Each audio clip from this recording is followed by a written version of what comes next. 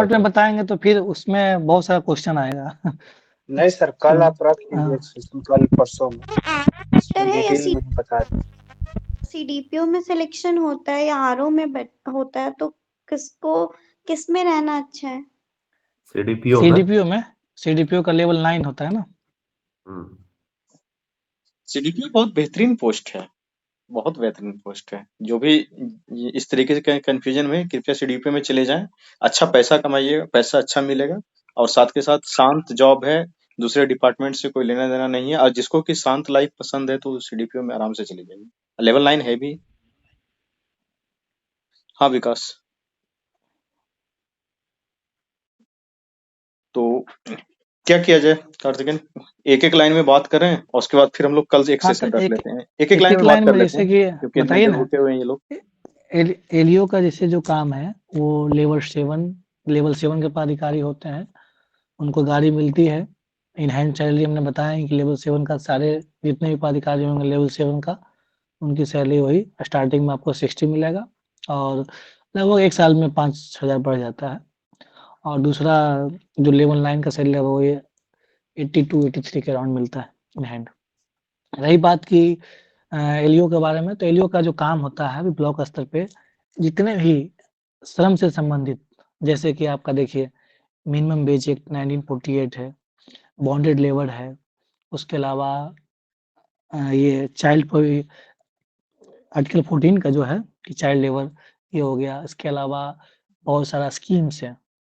Scheme में एक है कि शताब्दी रोजगार योजना है, एक आपका है प्रवासी योजना है, एक आपका श्रम कार्ड, उसमें 2 तरह कार्ड होता है। एक होता है कि ई श्रम कार्ड जो कि सेंट्रल गवर्नमेंट का है, और एक बिहार सरकार का है लेबर कार्ड है। तो ये सारा उसमें एक 50,000 महिलाओं को मिलता है, जो भी इनकी इनकम 1 लाख से कम होता है, जिनकी शादी होती है तो उसका भी, लेकिन उनका कंडीशन ये है कि श्रम कार्ड बना होना चाहिए। तो बहुत सारे प्रोविजंस हैं, इसमें मेन यही है कि लेबर से संबंधित जो भी एक्ट्स हैं, जो भी प्रोविजंस है उसको इम्प्लीमेंट करना पहला। दूसरा, जो सरकार की जो योजनाएं चल रही है उस योजनाओं के तहत उसको बहुत सारा बेनिफिट्स मिलता है, जैसे इंश्योरेंस मिलता है, एक्सीडेंटल कवर है, डेथ कवर है, डेथ, और अलग-अलग समय पे मान लीजिए किसी का बच्चा हुआ है तो उसका, अगर बच्ची है तो बच्ची को भी पढ़ाने का पैसा मिलता है। तो बहुत तरह का प्रोविजन है, डिटेल में हम लोग बात करेंगे, लेकिन फिलहाल अभी काम ये है कि जितने भी योजनाएं हैं और जो भी एक्ट्स हैं, समय-समय पे क्या होता है कि वो लोग दुकान में जाके छापा भी मारते हैं। सॉरी, वहाँ पे चाइल्ड लेबर को लेकर के। एक होता है लेबर सेस, श्रम उपकर, उसमें क्या होता है कि अगर वो बिल्डिंग में कितना लेबर लगा था, तो क्या लेबर सेस जमा किया गया कि नहीं किया गया। किसी भी, चाहे वो सरकारी संस्था हो या प्राइवेट संस्था हो, प्राइवेट बिल्डिंग हो, सरकारी बिल्डिंग हो, अगर वो बिल्डिंग बना है 2 तल्ला 3 तल्ला बना है तो उसका लेबर सेस देना होगा, वो लेबर सेस को भी जमा करना होता है। तो ये सारा सब चीज़ को इम्प्लीमेंट कराना एलियो का दायित्व होता है। बाकी सब चीज़ें क्या है इसको हम डिटेल में समझेंगे और बेहतर तरीके से। क्या रुपए सर, ये ठीक है एलियो? बिल्कुल बिल्कुल। आगे बढ़ते हैं। हम्म। आगे कौन बता रहे थे, कौन पद के बारे में? बताइए अपना कौन पोस्ट है। सर सीडीपीओ का सर बता दीजिए थोड़ा सीडीपीओ सा बता दें। हम्म, सीडीपीओ में ये है, देखिए ये इसका नाम ही है, पद का नाम क्या है, चाइल्ड डेवलपमेंट प्रोजेक्ट ऑफिसर। तो ये आईसीडीएस, समाज कल्याण विभाग, सोशल वेलफेयर डिपार्टमेंट का ही एक डायरेक्टरेट है, इसका नाम है आईसीडीएस। तो जैसे बताया था आपको, विभाग के अंदर भी एक डायरेक्टर होता है, डायरेक्टरेट होता है, निदेशालय, तो उसी के अंदर ही एक पद है जो सीडीपीओ। इसमें जो भी योजनाएं आपका महिलाओं और बच्चों के लिए, जैसे एक आंगनबाड़ी, वहाँ पद जब बात करेंगे तो एक होता है आंगनबाड़ी सेविका, उसके ऊपर होती है आंगनबाड़ी पर्यवेक्षिका, मतलब उसको हम लोग बोलते हैं लेडी सुपरवाइजर, महिला पर्यवेक्षिका, उसके ऊपर होता है सीडीपीओ। तो सीडीपीओ के पास जो स्टाफ होते हैं, एक तो सबसे नीचे हो गए आंगनबाड़ी सेविका, उसके ऊपर हो गए एलएस लेडी सुपरवाइजर, उसके बाद हो गया सीडीपीओ। अब इसमें सबसे अच्छी बात ये है कि ये ब्लॉक में तो होते हैं, लेकिन इनका टोटली अलग होता है। इनका काम क्योंकि अलग है, क्योंकि ना जैसे कि बीडीओ बीपीआरओ का था कि डेवलपमेंटल काम था, आरओसीओ का काम था कि एक तरह से ओवरऑल आपस का ही काम था कि ज़मीन का संबंधी दोनों काम देखना है। इसका काम क्या है कि महिलाओं और बच्चों के लिए जो भी योजनाएँ हैं, आंगनबाड़ी में जो सुविधाएँ उपलब्ध कराते हैं, एक नाम होता है THR, उसको हम लोग बोलते हैं टेक होम राशन। जो राशन दिया जाता है, वो फोर्टिफाइड राइस के बारे में बात होती है, मिलेट देना होता है। जो भी चीज़ें हैं वो आंगनबाड़ी के माध्यम से उपलब्ध कराया जाता है। इसके अलावा आपका जो स्कीम है पोशाक वाला है, सबला वाला है, अ, जो भी सोशल वेलफेयर के डिपार्टमेंट का जो भी स्कीम आता है, हम लोग पढ़े होंगे, तो सारा स्कीम का इम्प्लीमेंटेशन जो है आईसीडीएस, सीडीपीओ के माध्यम से ही होता है।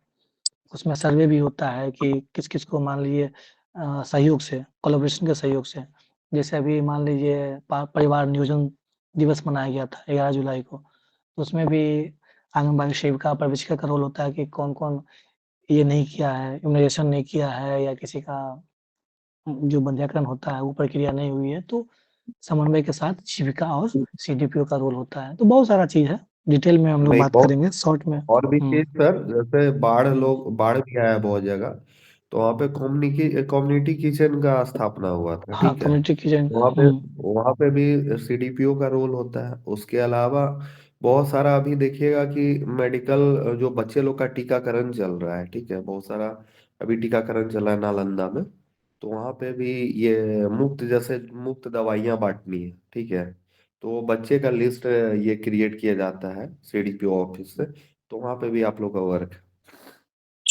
सर कुछ फैसिलिटीज क्या मिलती है सर, कुछ जैसे एक पोस्ट पे गाड़ी वगैरह या जो भी कुछ फैसिलिटीज इसमें सर क्या होते होंगे, कुछ अप्रोक्स में बता पाएंगे सर?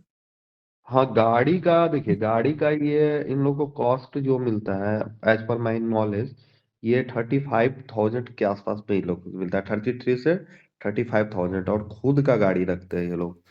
जैसा अच्छा अभी तक जितने भी सीडीपीओ हमको मिले, तो मतलब ठीक है। और सबसे अच्छी बात ये इसमें है कि आप डायरेक्ट जिला प्रशासन से आप कम्युनिकेट करिएगा। इसको तो मतलब जितने टाइम से ये पोस्ट इवॉल्व हुआ है एज ए लेवल 9, इसको और भी आगे जाना चाहिए था, लेकिन पता नहीं है मतलब इस विभाग में नहीं, उसका मेन वजह है विद्या- ना क्योंकि ये डायरेक्ट डायरेक्टरेट के अंदर होता है ना, इसलिए ये पूर्ण विभाग के अंदर नहीं है ना, तो इसलिए उस तरह का उतना ग्रोथ नहीं हो पाता है। लेकिन हाँ, वरना डीपीओ आप बन जाएँगे। जी क्योंकि जनरली ये समाज कल्याण विभाग के अंदर आता है। ये सॉरी महिला एवं बाल कल्याण विभाग के अंदर। तो उसमें क्या है कि अब उसका एक डायरेक्टरेट है शायद, तो इसलिए इसमें ये समस्या है लेकिन प्रमोशन होता है, सीडीपीओ के बाद डीपीओ बनते हैं, जी सर, डिस्ट्रिक्ट मेन ये प्रोजेक्ट भी ऑफिसर। हुँ। डायरेक्टरेट के अंदर ही है। Thank you sir. ठीक है, मैं डिटेल में सर आप लोग से बाद में बात कर लूंगा, अभी और डिस्कस कर लीजिए सर। बिल्कुल। Okay, thank you sir. Sir FAO NGO के लिए सर सप्लाई बोलना इंस्पेक्टर के चाहता बारे में हूँ। बता दीजिए। सर बीडब्ल्यू बता दीजिए सर। बीडब्ल्यू ही बात कर ले, थोड़ा छोटा पोस्ट है। पीडब्ल्यू में अब नाम से ही क्लियर है, ब्लॉक वेलफेयर ऑफिसर। उसमें अब क्या आपका कौन-सा है? बहुत सारा पद होता है। एससी एसटी वेलफेयर मत्स्य सर है, है, एससी ओबीसी एसटी डीपीओ है है, है। क्या है? सर, एससी एसटी है सर। अच्छा। हाँ, तो एससी-एसटी में जैसे कि आपका जो योजनाएँ चल रही है, आप जो पढ़े होंगे, एक तो वहाँ पे अगर ईएमआरएस है, एकलव्य मॉडल रेसिडेंशियल स्कूल है, उसका भी देखना। अभी वहाँ पे विकास मित्र होते हैं, ब्लॉक स्तर पे विकास मित्र होते हैं, उसके माध्यम से जितनी भी योजनाएँ हैं, उसका प्रचार-प्रसार करवाना, जो भी एससी-एसटी के उत्थान के लिए है। सीएम सिविल सेवा प्रोत्साहन योजना होता है, एससी-एसटी जो प्रिवेंशन एक्ट है, उसके माध्यम से कितना केस रिपोर्ट हुआ, वो भी रिपोर्ट करना होता है। छात्रवृत्ति योजना कितने एससी-एसटी उस क्षेत्र में, उस ब्लॉक में कितने को स्पॉन्सर मिल मतलब छात्रवृत्ति मिल रहा है, स्कॉलरशिप मिल रहा है। आवासीय विद्यालय में कितने लोग इनरोल हुए हैं। बाकी अगर मान लीजिए कि उस क्षेत्र की आबादी में सपोज़ करिए कि 5,000 में मान लीजिए कि 1000 एससी-एसटी हैं, तो 3000 ही क्यों 300 ही क्यों इनरोल हुए हैं, तो इसको भी इनरोल करवाना आपका ही काम है, निगरानी करना उसका काम है। आजकल तो जियो टैग से ही सारा काम हो रहा है, ऑनलाइन ही होता है। आवासीय विद्यालय हो गया, फिर कई लोगों को क्या होता है कि जो भी पेंशन वगैरह है, तो ये विकास मित्र के माध्यम से जो भी माइनॉरिटीज़ हैं या एससी-एसटी लोग हैं, जहाँ पे उनको लग रहा है तो वो भी उनके माध्यम से फॉलो होता है और फॉलो करके फिर वीडियो साहब के स्तर से पेंशन रिलीज किया जाता है। तो एक तरह से यही कह सकते हैं कि कोऑर्डिनेटिंग करके जो भी योजनाएँ हैं SC/ST का उसको एनरोल कराना। लेवल 7 का पद है, इसमें गाड़ी की सुविधा नहीं है और ये है कि आपको पढ़ने का पर्याप्त समय मिलेगा, बहुत ज़्यादा ढूँढा नहीं जाता है, लेकिन अभी देवेश सेरा ही चार्ज में है, तो थोड़ा-सा ये पद ज़्यादा ये परेशान ज़्यादा होना पड़ता है क्योंकि हमेशा जियो टैग और जियो लोकेशन के साथ फ़ोटो माँगा जाता है, हमेशा इंक्वायरी होती है, बीपीआर लेकिन और ठीक है। बीपीआर और बीडब्ल्यूओ का ये अभी कॉमन सा चीज है कि हमारे हुँ, दोनों जो अभी आपके यहाँ प्रमुख सचिव और हमारे सचिव, ठीक है, वो दिवेश सेहरा सर है और काफी स्ट्रिक्ट है और अच्छा काम भी कर रहे हैं और मे भी अच्छा करेंगे विभाग के लिए। तो है, पढ़ने का समय मिलेगा जैसा सर बता रहे हैं आपको। यही है, बाकी हम लोग और बात करेंगे डिटेल में। बिल्कुल। तो सर विकास। सब इलेक्शन ऑफिसर का थोड़ा सा बता दीजिए क्योंकि इसका बिल्कुल आइडिया नहीं लग रहा। सब इलेक्शन का काम क्या है? जितने भी इलेक्शन होंगे, लोकसभा का होगा, विधानसभा का होगा, विधान परिषद का होगा, पंचायत का होगा, पैक्स का होगा, मत्स्य सहकारी समिति का होगा, जितने भी इलेक्शन होते हैं, एक तो पहले आपका डीएम हो गए, डीएम के नीचे डिप्टी इलेक्शन ऑफिसर, उप निर्वाचन पदाधिकारी, उसके नीचे आप हो गए सब इलेक्शन ऑफिसर। तो डीएम ऑर्डर देंगे डिप्टी इलेक्शन ऑफिसर को, डिप्टी इलेक्शन ऑफिसर आपको कहेंगे असिस्ट करके काम कराइए।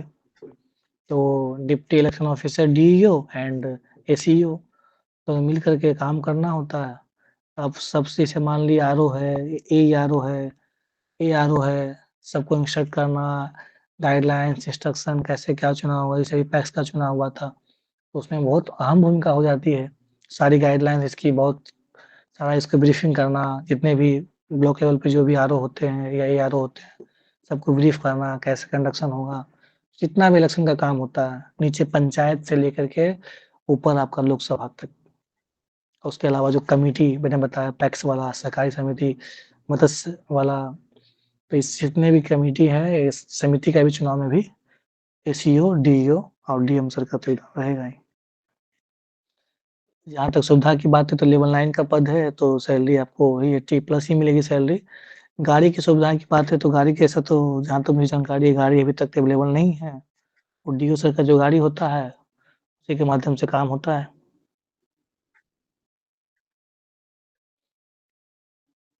ठीक है, विकास? और इसमें सेपरेट स्टाफ तो शायद नहीं होता है सर, एसीओ के पास अपना। नहीं एक रहेगा, ऑपरेटर रहेगा आपके पास, बाकी जनरल जो जिला सामान शाखा और जिला अंदाज शाखा, उसी के माध्यम से होता है। जब तक डीओ नहीं बनिएगा तब तक बहुत ज़्यादा उसको उसमें ही नहीं है, लेकिन ये है कि डीओ बन जाता है 10 साल में।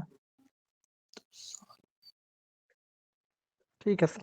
चलिए। सर सप्लाई इंस्पेक्टर के बारे में बता दीजिए। अरे तो अब सप्लाई इंस्पेक्टर का काम वही है, मार्केटिंग ऑफिसर, मतलब जो भी आप पीडीएस का काम कर रहे हैं इम्प्लीमेंट, उसमें लेवल 7 है, इसमें गाड़ी की सुविधा नहीं है और ब्लॉक लेवल पे ठीक-ठाक पद है। सबसे अच्छी बात है कि आप एसडीओ के टच में ही रहते हैं। एसडीओ का मतलब बिना एसडीओ के, क्योंकि जो आपका पीडीएस का काम है सारा देख-रेख एसडीओ ही करते हैं। जितने भी डीलर होते हैं एक ब्लॉक में, लगभग जैसे मान लीजिए कि बड़ा पंचायत है तो एक मान लीजिए 10 पंचायत है तो लगभग वही 200, 100, 150 जितने भी डीलर हैं, तो राशन सही से पहुँचना चाहिए, सबको मिलना चाहिए, राशन कार्ड बनना चाहिए।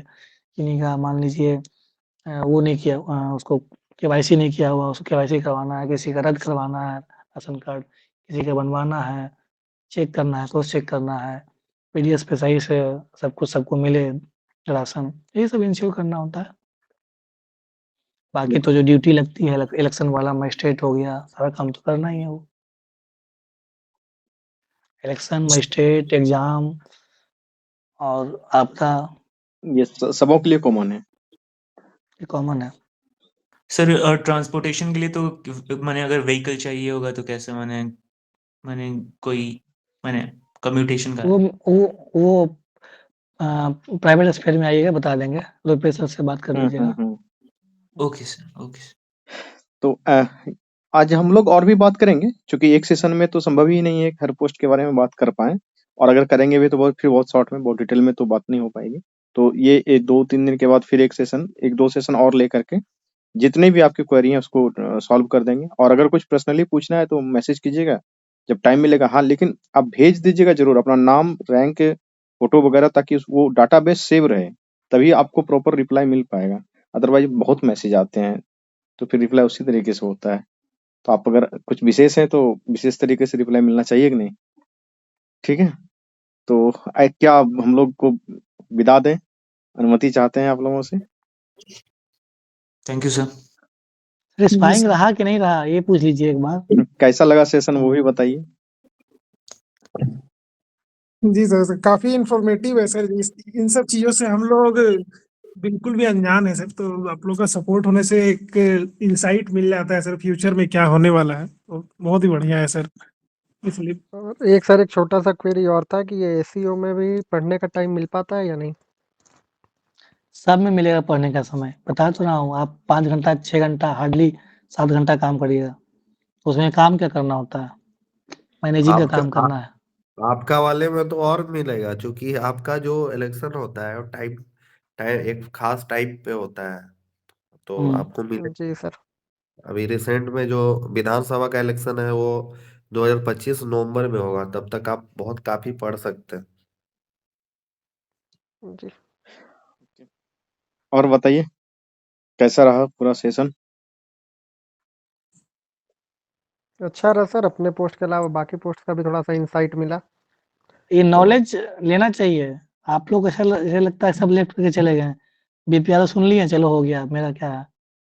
जितना आप जानेंगे, जितना आप निखरेंगे, उतनी आपकी अहमियत जहाँ भी रहिए, ब्लॉक में रहिए, जिला में रहिए, कहीं भी रहिए, उतना आप चमकेंगे। तो आप जानिएगा तभी ना। अब पता ही नहीं है। अब मान लीजिए, सपोज करिए कि आप आ, मान लीजिए, सपोज कर दीजिए कि आप डीएम बन गए, आईएएस बन गए, तो आप सही भाग को जाने हो तभी ना आप ज्यादा बेहतर काम कर पाएंगे।